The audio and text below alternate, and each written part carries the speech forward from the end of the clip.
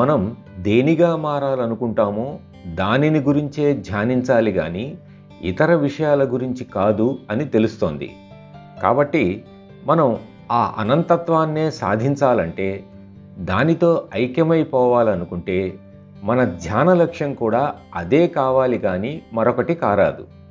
ఎటువంటి భౌతిక రూపాన్ని కానీ, ఏ విధమైన దేవతా రూపాలను కానీ, ఆకారాలను కానీ స్వచ్ఛమైన రాజయోగం ధ్యేయంగా తీసుకోదు.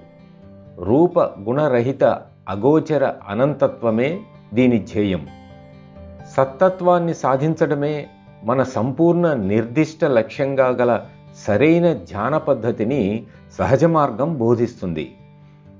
ఈ పద్ధతే నా గురువర్యులు మెరుగుపరిచిన రాజయోగం.